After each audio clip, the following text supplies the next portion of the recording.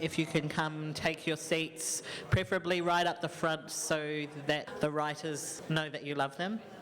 I hand over to Chris to begin. Hey, well, thanks everyone for coming along today. I was chatting to Ahi before, and we worked out that you can tell the Wellingtonians in the room because we're doing this. All the Aucklanders look completely happy, so that's good. So I'll be spotting people from Wellington or the South Island through the gestures being made down in the audience. Hey, so today we're going to be talking about the theme Far From Home, and we were not entirely sure how to do this, so I just scared Brent by suggesting that he's going to go first and I'm going to ask him to talk about his book. But I actually thought I could just start by saying a little bit about Brent's project, which I have been very peripherally involved in. It's the most fantastic piece of work called Crossing the Line. Some of you will be familiar with it. I'm involved in Otago University Press, which published the book. It's doing extremely well, so many of you probably own the book already.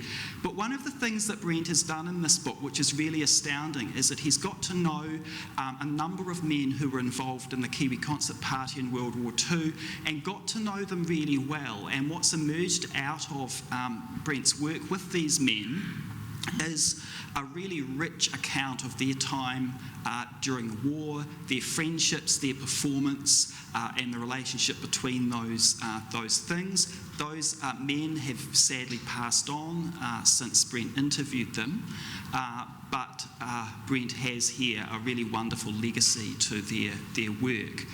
I guess the question I'd ask Brent to start with is something that I was talking to him a little bit about before, and that is how you got to know these men and what the role of getting to know them was in being able to get to a point where you could tell their stories. Well, here's the book. I thought I'd bring a copy. I was awarded a Royal Fellowship in 2009, and that allowed me a whole year to read and to research, which is a real privilege. I started off actually beginning to read hundreds of diaries of heterosexual men, and I was following their relationships with women in New Zealand and during the war, and in Cairo in particular. And then I started interviewing World War II veterans, and I stumbled across Harold Robinson, who many people know simply because he was at one point the husband of Freda Stark, and had remained very close friends with her throughout the rest of her life. And and the first interview was very straight up interview, but he must have liked me, because I went back again and again. There's a famous oral historian, Studs Terkel, and he talks about the collaborative nature of oral history, that it's not necessarily about you interviewing someone and taking all their information. If you really want to get to the information, you need to have this long-term relationship with them. So it would be an interview with Harold, then it would be going down there with cakes.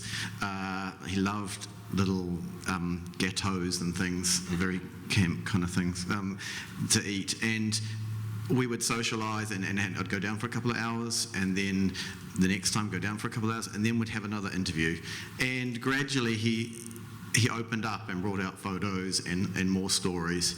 And then as I checked what he was saying and would go down to Wairua Army Museum or down to Alexander Turnbull Library, I would come back and tell him what I'd found, and that would prompt more information, or it would confirm what he'd said and say, oh, I found some in paper, some information which is exactly what you said. So, and that corroboration is a really important process, of course. But it became jointly our journey. And then one of his very good friends during the war, Douglas Morrison, was still living in London, so I hopped on a plane. I went initially for 4 days, 4-day fleeting visit to London and back to interview him, because I realised that if I didn't interview him, we wouldn't get him in the New Zealand collective memory, in the historical narrative of New Zealand. So in the end, in the book, there are 50 gay men who served in World War II, and I'm really proud of that. 36 profiled in some depth at the back. 10 are through the court-martial files, so their names remain anonymous at the moment. And the rest are sort of scattered throughout the book, along with quite a number of gay men who were alive at the time. Harold never used the word gay. He said, the gays destroyed everything, is what he would tell me. And in interviewing him, he would get really upset if I just slipped into the language of using the word gay. He said, no, I'm not gay, I'm homosexual. We're homosexual. And he saw a very distinct difference in that. So I guess the modern historian in us wants to use the word queer, which he also didn't like. Perhaps in my own life I was quite comfortable using the word gay, but I have used the word homosexual throughout. I'm interested to see how that's critiqued. No one's critiqued it yet, but that did pose a little bit of problem. But in terms of far away from home, the three men, which are Harold, Douglas, and another friend of theirs, Ralph Dyer, they were posted up into the Pacific, and they ended up being posted to the concert parties, the wartime concert parties. Ralph and Douglas were in the Pacific Kiwi concert party, and Harold was in his battalion's Tui concert party. And they were the female impersonators. They seemed to have become the focus for other gay men who, I guess, assumed that they were also homosexual, and they formed these kind of communities around them. They become very close to other soldiers. I think they're interested in dating them and the sexual relationships that go along there. It's an all-male environment, so there's a little bit of sex in the book. But I think there's this kind of mateship, which, yes, is platonic, but at times may be a cover for sexual relationships, and I think that also comes through. I hope that in terms of the theme far away from home, I actually see the history as more connecting with continuity rather than change. We often assume when we look at gay history that the past is a bad place where people struggled, and they did. But I think the lives of these men show that there are ways to negotiate that and live quite full lives. I don't think anyone will say that Harold didn't have a good life, and these men didn't have a bad war. I struggled to find incidents of homophobia. Like, there really wasn't any, and it was like that. The military really likes this book. I did a talk just in November for the New Zealand Defence Force in Wellington and Overwatch, and they're so proud of it, and they're talking, we'll have another talk maybe in Christchurch later this year. They fantastic. They love this history, because actually there are very few prosecutions, and I do in the book talk about maybe why that is. But these men had a really good war there, and they met a lot of American soldiers. And I think it's about the possibilities of being away from your small town community, where there is no privacy, where you're surrounded by family and friends. And the narrative is no different than perhaps the small town boy leaving, let's think, Tuatapere, the furthest place I can think of, coming to Dunedin. It may be not that far from home, yet it is far, because you may only go home once a year, or it may be that boy from Dunedin coming to Auckland, or that narrative of going to Sydney or London to come out. And these men had that anonymity when they were up in the Pacific and later in Egypt and London to explore other possibilities. Some of the men we might consider as experiencing situational homosexuality. When they came back to New Zealand, they marry and they live very heteronormative lives. But for other men, it opened the wartime experience in that I've shown through the narratives in the book. It opened up huge possibilities of how to live, and they came back and lived their lives as gay men. And I know that you're really familiar with David Wildey, a Christchurch man who comes back and realises that there's a new way of living, a different way of living. Yeah, absolutely. And in David's case, there's a degree of psychological trauma, but it's around him having been in the Solomons when there was really heavy bombing, and so that it's much more around his being bombed around essentially than his sexuality. And then he comes back to New Zealand and is very involved in the Christchurch and Auckland scenes. And as you say, that wartime opens up some real personal possibilities. Holding the mic. Yeah. So I use Wildey a number of times. I mean, I find it really difficult because it's almost reading a 13-year-old teenager's diaries of first love, and yet he's 19, 20. But he's a little bit over the top in how he describes things painfully. But he is falling in love for the first time, and he falls in love with a man who he acknowledges is not homosexual, is not bisexual. He understands that he's a heteronormative.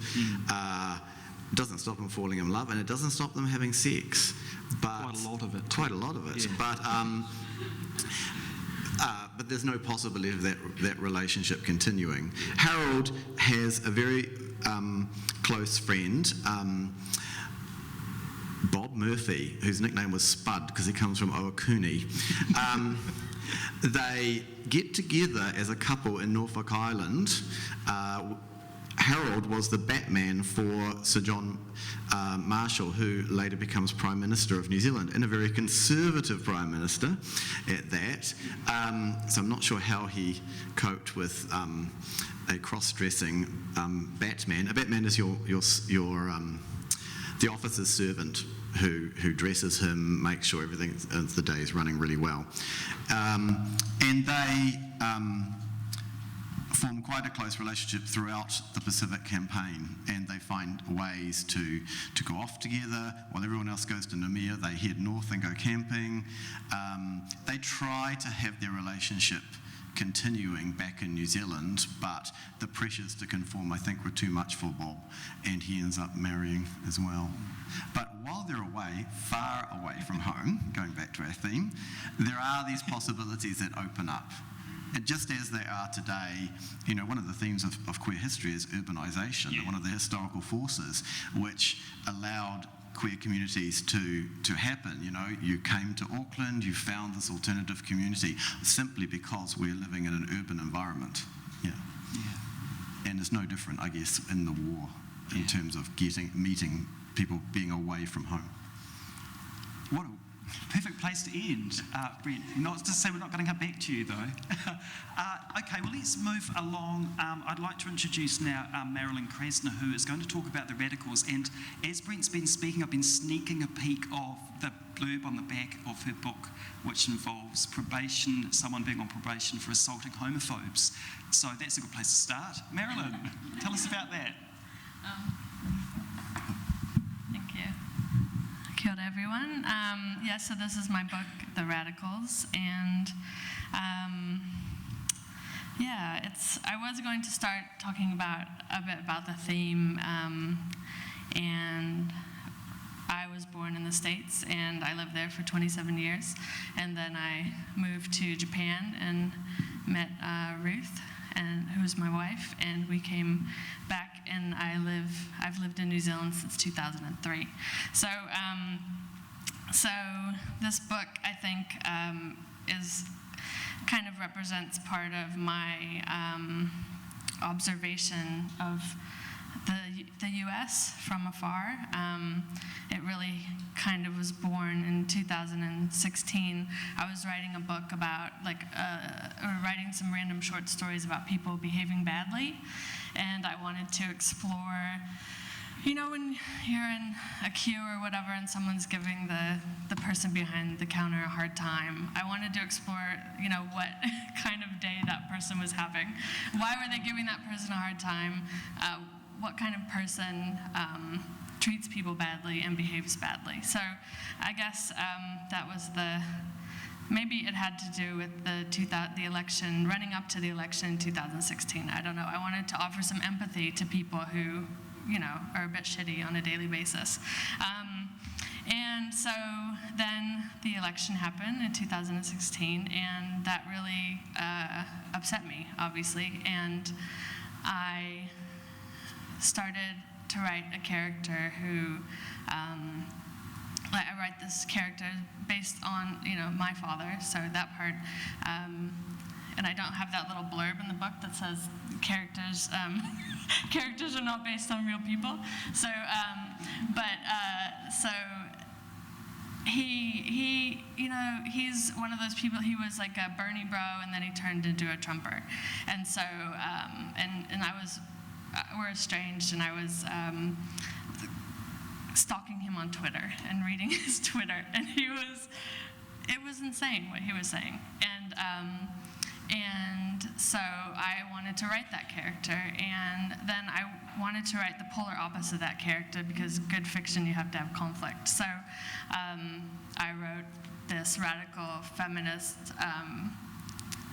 queer woman who basically spent her whole life causing just what she called disruptions and planning disruptions and living kind of an antisocial life. So she didn't really have a home. She lived rough. She squatted. She ran a group, which was basically her and sometimes another woman. They called it Pussy Power. And they basically would plan these disruptions where they would, one example in the book is that they knew there was this hair removal salon that was having an opening, and so they go and buy a bunch of wigs, and they cut them all up and just paste the hair all over their naked bodies, and then they go in and they say, keep your hair, you know, it's normal. So they're quite ridiculous. And so I guess I wanted to, and then she has, you know, part of the plot is that she does find out her father is trying to be this white power dude and elder statesman of, you know, the white power guys.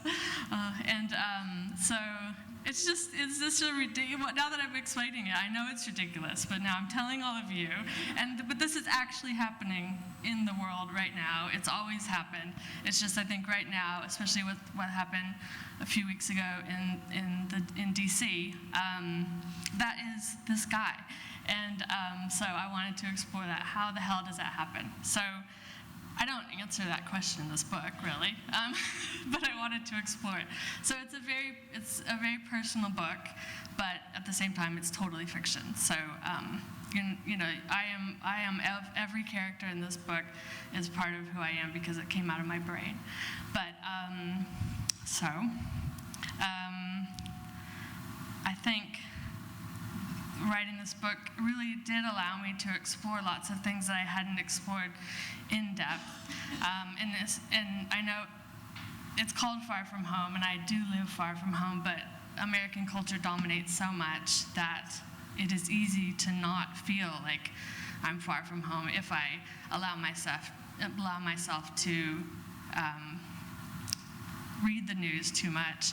You know, on TV we have CSI everything, and you know, because that content is cheap, and we take that in. And so I guess my point with that is, you know, we just need to bring down American capitalism. I think that is my main point with that. Just hello to everybody in the States. And so, and I'm not really an activist, like I'm not a confrontational person, but with this character D, I got to explore parts of myself that I don't act out on a daily basis. Like I got to be that person who's being a jerk in the queue at the coffee shop or whatever through this character and other characters in the book. And I think Ahi and I were talking about how it's easy to to kind of shelter when you write.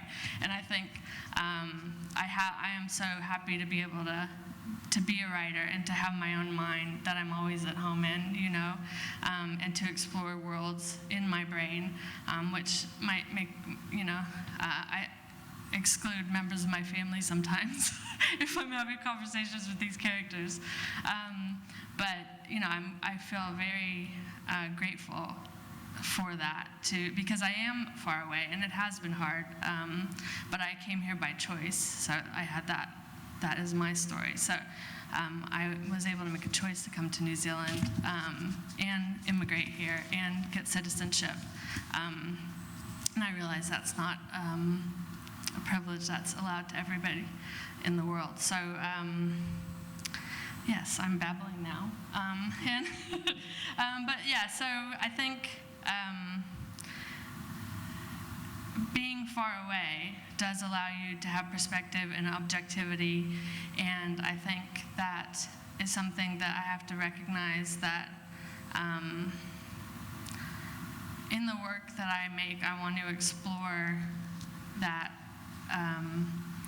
and acknowledge that I do have a different perspective because I am out of the States. I don't have to live in that constant emotional turmoil of being in that situation. I'm allowed to exclude myself from that. And if I choose to dip in, I can, maybe for inspiration. But yeah, so being far away has given me perspective, but also, caused a lot of pain that I won't bore you all with. So yeah, so that's me. If you were to write a sequel, given that Trump is, and you were probably anticipating this, given that Trump is not there, what do you think that would look like? I mean, do you have a sense of where this cultural politics is going to go in the US and what you might be writing about in 3 years' time? I shouldn't be the one to write that sequel because, white culture dominates, and that's what I hope is that we kind of, the politics and stuff we have right now is just like at the very beginning of trying to turn things inside out, and that we have more equality in terms of the voices who get to produce work that people take in, that they don't have to seek out, that it's just readily available on the bookshelves, like authors of color and queer and all different types of people that have not been given the privilege to put their work out there. So, and that's, I guess, my main message with this. My main thing that I learned, and since the shooting of Trayvon Martin, and that since then I've been trying to really intentionally seek out work made by people of color, and especially news, because that our news is so whitewashed, and if you just scratch the surface a bit, you can find so much that is created by people who are not part of the dominant culture, at least. So I really definitely encourage you to seek that out. There's podcasts and a lot of local stuff. So, yep. Awesome. Cool. Well, thanks, Marolyn. We'll come back to some of these themes. I suspect that what's going to happen once Ahi's chatted is that we're going to be able to open the floor to some questions around some of the threads that will bind these themes together. I'd like to introduce Ahi Karunaharan, who's going to speak today. And Ahi, it turns out, produced a play on my book, Mates and Lovers, in several different centres, which I didn't know, so I'm massively excited about this. He's not going to talk about that, though. I'll leave you to talk about other things. Cool. Kia ora, thank you. I'll start off with just giving a bit of a whakapapa, the history of my journey, and compete with the speakers. Great. So I'm Sri Lankan by origin, and last night, for those who were here in the gala, I kind of briefly talked about my kind of ancestry. But in 1990, our family were forced to leave Sri Lanka, not by choice, because of the Civil War. And one of the first things that happened in Sri Lanka during the Civil War was, I think I'm going to come over here, because I think it's this guy here. One of the first things that they did during the Civil War was burn down the libraries, all the literature, all the books, kill all the poets and all the artists, because they were afraid of people that can be prophets, or people that can articulate, or people that can communicate. And so my parents had always instilled the power that our words have and what we can really document, because effectively our culture, our community was erased, or is being continued to be erased. So we're always constantly fighting. And for me, on two different intersections, as a queer man and also as a Sri Lankan, there's something that I'm constantly fighting to be seen, to be visible. So a lot of my practice, a lot of my work is about amplifying voices. So even if the conversation is just really mundane, it's just the fact that these are people having a conversation that is mundane that we don't see. So that's often, I guess it's the impetus of my creative practice, is to really turn up the volume, kind of switch the light, so we can really start seeing people in the periphery, people in the woodworks, kind of get center stage. I trained as an actor, went to drama school, wanted to be a fabulous performer, and when I came out of drama school, my acting career was limited to playing dairy owners, taxi drivers, or terrorists. And I mean, after an illustrious career of doing that for 5 years, I got really bored. And one of the good things I'm really good at doing is ranting and raving to friends about it. And one of my tutors was like, well, it's not really doing you much. You need to shift the narrative. You need to rewrite this. If you want to see the characters you want, you write that. And so my kind of writing journey began as a selfish act to kind of showcase the narcissist performer in me. But what I also found was this strength and the power that I had in creating these characters, because kind of bringing it back full circle, I could change the way that people could hear me, perceive me, and kind of remember me. That kind of just took me down this beautiful path of playwriting. We were just talking about playwriting earlier. For me, the medium of theatre is so immediate, so quick. Television takes about 4 to 5 years to develop. Film takes forever to create. Writing a novel, and then once you get it published, I'm really impatient as a person. And with theatre, the turnaround, the ability to bring it up on its feet is a lot faster, which means conversations can be a lot more urgent. It can be really responsive.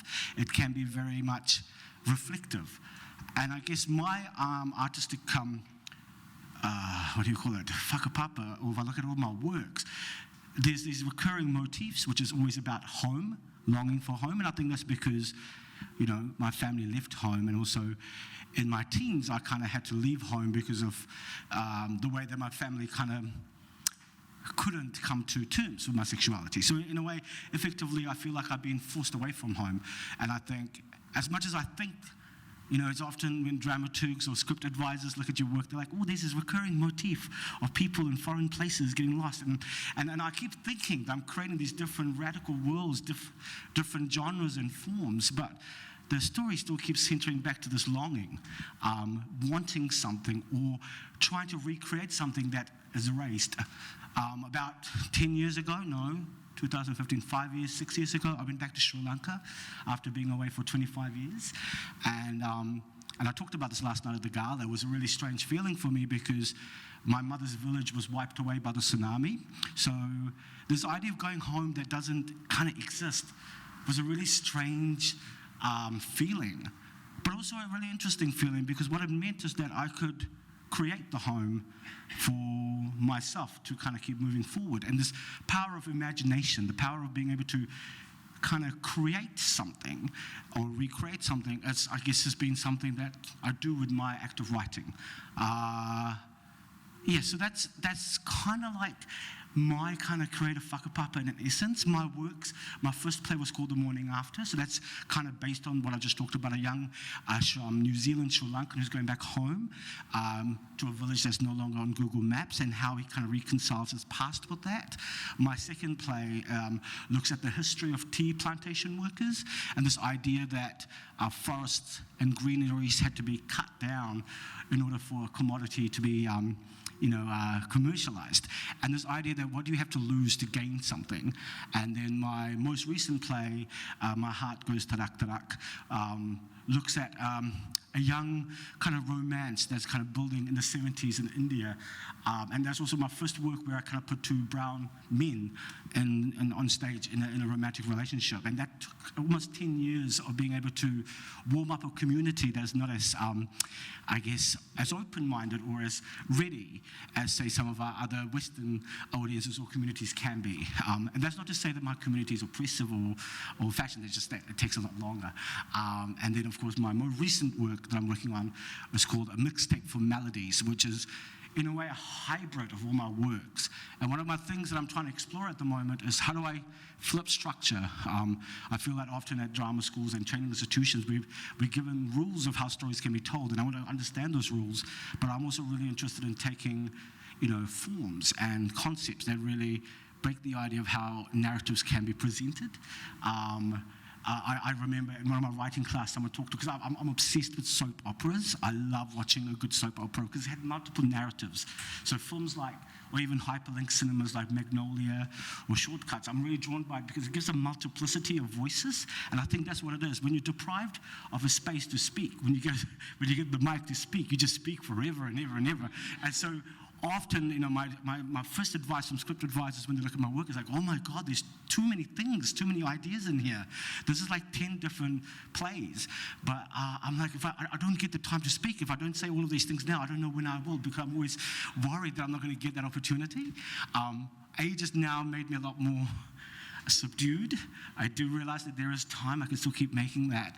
But Mixtape for Melodies is probably my most personal work. It's my most closest to the heart work, but kind of bringing it back to this theme of far away from home. And I feel that being away from home has given me the confidence, the distance to be able to speak bravely about things that I otherwise couldn't.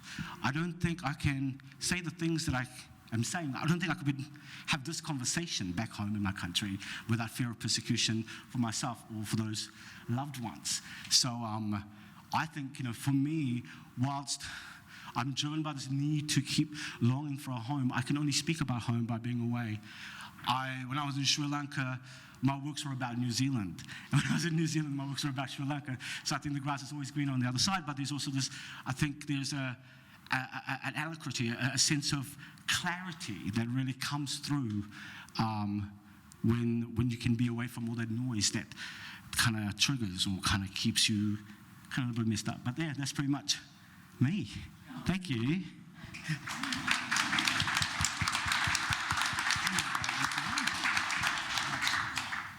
I really love the last point you made, because actually that is something that ties these together really nicely, is that experience of leaving home and coming back, and how that going away and coming back actually makes home seem quite different after you've had a set of experiences elsewhere. So. Yeah, I guess I'm a hopeless romantic. I live in a perpetual state of nostalgia.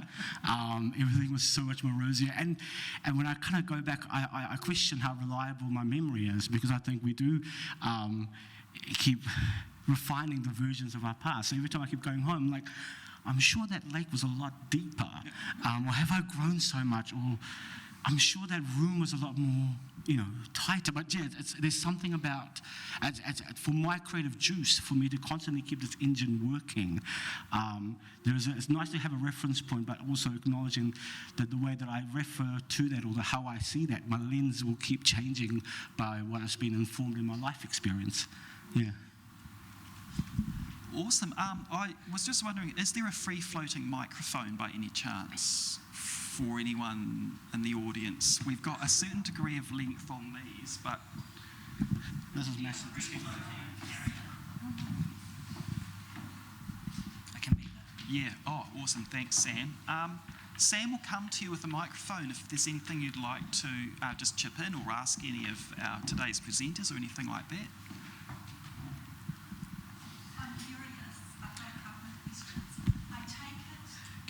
Can you speak to the... Yeah, because just for the live stream and for people to hear it. Are you able to come on stage?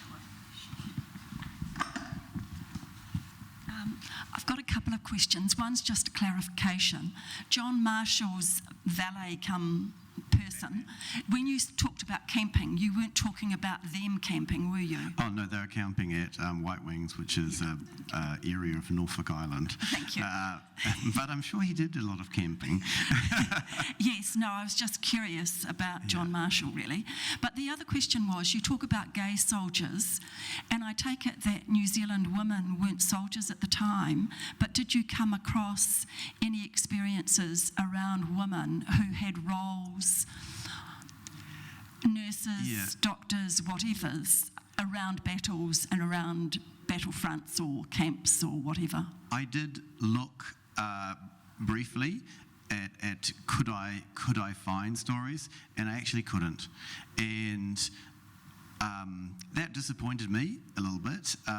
There were some women who came up to the Pacific in the later years as nurses, but they were always based away from the front lines, so they never went to the forward area. So they are based in Borel, just north of Namur, in the Pacific Campaign. They are not brought up to the Solomons. That's male nurses, and there were some women who made their way to Egypt. I guess that is a really interesting future book, perhaps for a woman historian to look at. I think that would be, I would love to read that book. And actually there is an absence there. There's a recent book that came out on New Zealand nurses and in wartime, and there has been some really interesting research into war brides, a woman who men met up in Egypt and that, but and again not published, and it's really frustrating that really valuable research, no publisher has taken that up yet. So it's a challenge out there for someone to research women's experience, and lesbian women's experience would be fascinating if we could possibly get that. I think it's about getting that those oral histories done, and perhaps that's the nature of them not happening, and voices not being asked to retell their experience. Harold was in his 90s. And so was Douglas when I talked to them. I did a couple of other interviews with some other men who were also in their 90s in rest homes, and it's a pity that I would have loved to have done the research 20 years ago. I'm lucky that I caught them while they were lucid and had good memories, and they happened to be really great to interview. I remember going to Dunedin in South Dunedin to one of the rest homes to interview a man, and yes, the family had said, yes, please interview him, and I got there and he really couldn't tell me anything, and I remember sitting there thinking, oh, I'm too late, and I have to be polite and just do this interview and then move on. So, and I guess that's, are we recording our stories? Are we doing interviews? Next year is 50 years since the gay liberation movement was set up. So it's our 50th anniversary next year. How many oral histories have been done of men and women who were there in 1972? Where are they? Because I actually have been recently looking for them. And so who's doing these? Because if someone was, 20, 25, and now if you add 50 years to that, if we don't capture their stories, we're going to lose them. Unfortunately, I think we might not have captured the experiences of women in the war. Thanks, Brent. Yeah.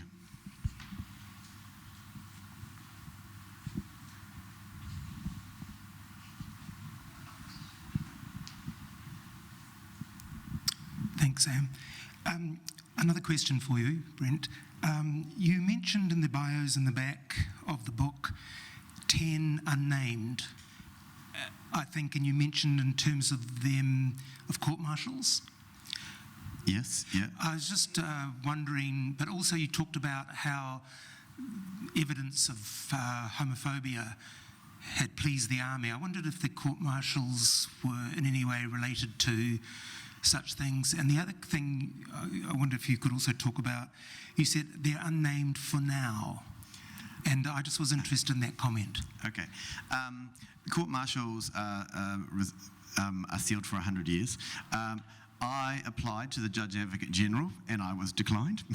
Then I applied again and I was declined. In the end, I went and photocopied the backs of Paul Jackson's book on Canadian gay soldiers and Emma Vickers' appendices and sent them to the Judge Advocate General and said, I want to do this exactly the same as has been done in Britain and Canada.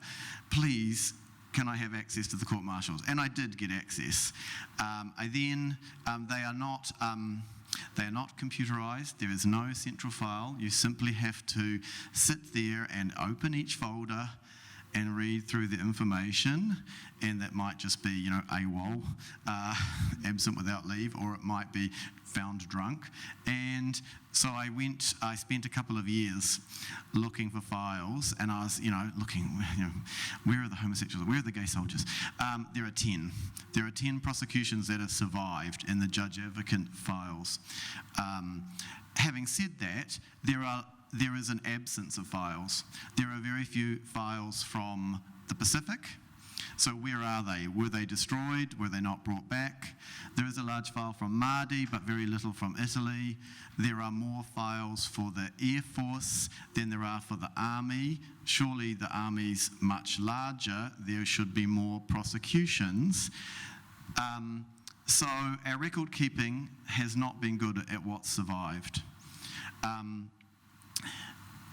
So I have 10 files. Eventually, at 100 years after World War II, they will be, just like the World War I files, made public. World War I files were all digitised. They're on the web. You can look. They've caused quite controversy as families have thought Granddad was a hero, and they find out that he was in hospital most of the time with gonorrhea, and they're shocked. But those files will become public record, but we have strict privacy laws in New Zealand, so I referred to them, I discussed the cases. I actually chose not to do pseudonyms because I actually don't like pseudonyms, so they are airmen number, I used their rank, all right, I used their ranks rather than making up a pseudonym. I've come across where one historian uses one pseudonym for this and a different historian a different pseudonym for the same person, which totally confused me for a start, and until I actually looked at the originals, and I realised that I prefer the rank. But they will become public at one point. Did I answer your questions?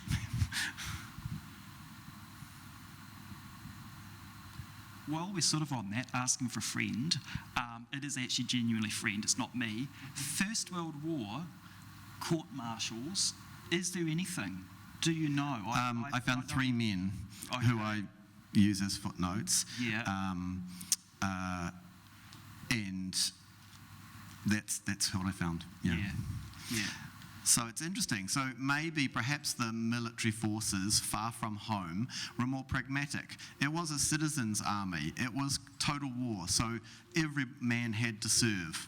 Whether, as Harold, what I don't write in the book is, one of the sergeants in Harold's unit was a man called Stego. He's in the official war history, but I didn't actually include him. But Harold said, back in South Dunedin, he was Harold's butcher. And Harold said, I never saluted him. I didn't respect him because Harold actually thought he was more superior than Stego, his butcher. And after the war, he would go back to being his butcher. So there's a certain interesting egalitarianism in when we're far away from home in the New Zealand military forces that I think is quite interesting. And I think for an officer, perhaps it's easier to ignore things. Maybe the discipline was informal, a telling off, a summary sentence. You have to do guard duty for 3 nights in a row. That's your punishment. I don't want you to be caught again like this. Perhaps that's how it was dealt with in a very pragmatic way. I did find in North Africa a couple of men who were transferred from one unit to the other because they had, there's a man in New Zealand Field Hospital gets caught with that Arab man in an interesting situation by the other soldiers. He's prosecuted, he's sentenced to prison, he's sent to Cairo, and he's in the citadel, in the prison there. But then he's released very quickly to another unit because he has really valuable skills. He's a radiographer. To send him back home, to keep him in prison in the wartime is too difficult. You invest lots of money training people in certain roles. It's too much to lose them. So I think that there would have been a lot of pragmatic decisions when someone was caught. Of course, most people would have been very discreet or practiced a form of discretion. For Douglas Morrison, he would meet up with people there were these kind of day rooms which you could have in central Cairo to, very hot, have your siesta, your sleep, and they used that as a venue for sex. Off base, away from prying eyes, oh well, we were just sharing a room. Yeah. And going back to the point you made just before, I mean, Emma Vicker's idea of the good fellow, the soldier who was valuable or a good team member or had those valuable skills and was a good fellow, and that ended up often taking precedence over anything else, including sexuality, right? And the three main men I've got who are the female impersonators definitely have good fella status. Yeah. They fitted in. They made huge efforts to fit into their battalions. Yeah. Yeah. Any more audience participatory questions? Can I ask one? Oh, of course. For Marolyn, I was wondering, it's a partially formed question, but within New Zealand, particularly over the Trump era, I feel like as New Zealanders, we look a little bit smug and be like, oh, well, look at all that white supremacy and capitalism and patriarchy over there, without kind of unpacking, we've got a lot of that going on here. And just wondering about your experience of being an American living in New Zealand, writing about Trump's America within that context. Well, just personally, I think for me in the process of writing the book,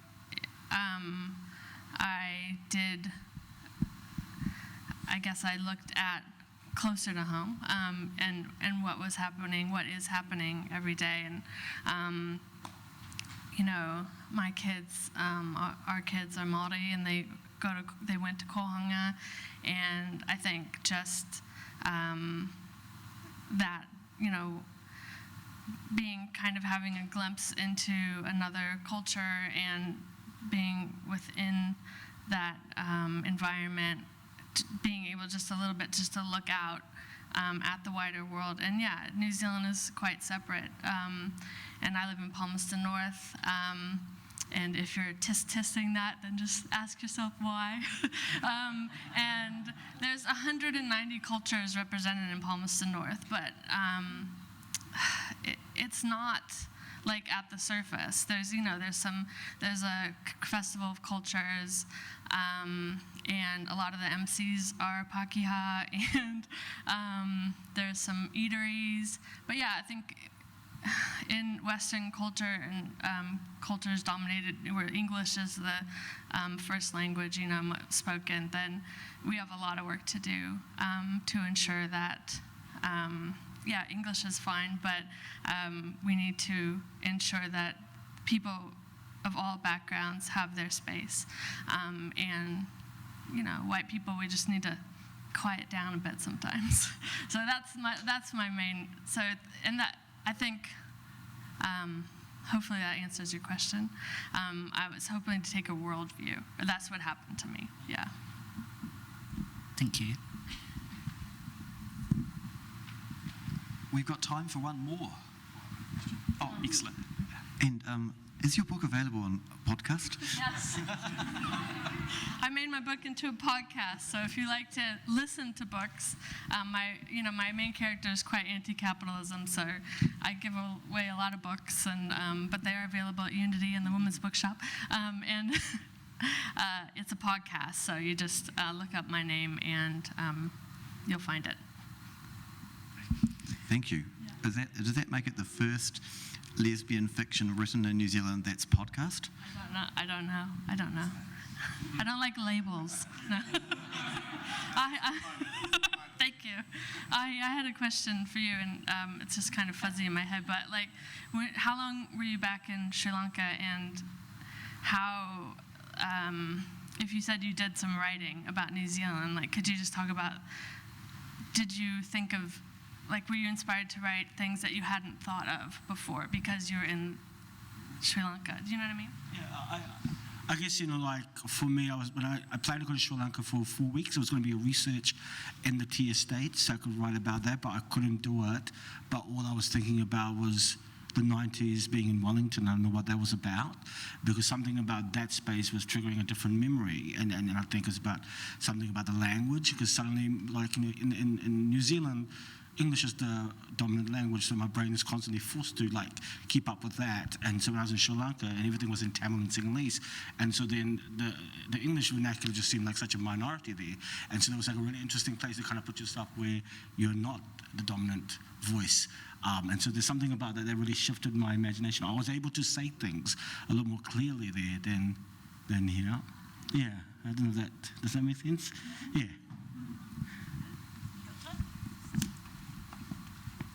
Hi, I just wanted to pick up, thank you, that was all fascinating. Wanted to pick up on Ari's point about structure and flipping structure.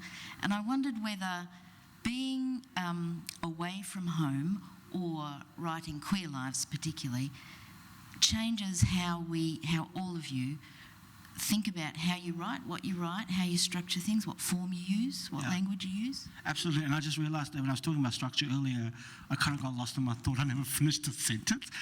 So I just remember, like, when I was talking about soap operas and multiple narratives, and one of my tutors told me, well, that's a very feminine narrative structure, and I was just really thrown off by that. Like, what do you mean by a feminine narrative and masculine narrative? Like, this is fucked. This is wrong. and this idea that this multiplicity can exist within that.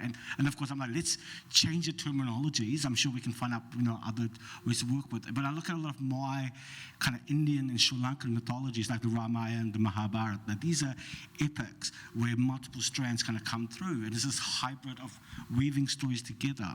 I think once I had my training, once I kind of understood all the structures, I think for me, memory is a big part of my storytelling, and memory doesn't happen in linear chronological order. It's very much fragmented, and it's just like me. Like if I'm telling a story, midway I'll find an anecdote and I'll just kind of extend on that. And often, like when devising processes, you're just creating content, and then you're trying to find what's the best way to assemble it. So in a way, my storytelling form now is more like a collage, and it's kind of going, what is the energetical need, or what is the emotional need? Like if it's a live performance, I know around the 15-minute mark, around the 32-minute mark, people start getting a little bit fidgety. So that's where you want to start injecting humor and finding ways to how you can structure that. But I do think that often when, in queer spaces or other spaces, when you're trying to be loud or to be heard, you just have to disrupt. And if disruption is what we're doing constantly, then why not do it in the ways that we also tell our stories? I guess that's where my structure sits in. Cool. Well, that feels like a good, well-structured place to leave it. So I think we'll finish there for today. But thanks everyone for coming, and thank you to my three wonderful co-presenters for their really fascinating, fabulous insights. And if you'd like to join me in thanking them, that'd be great.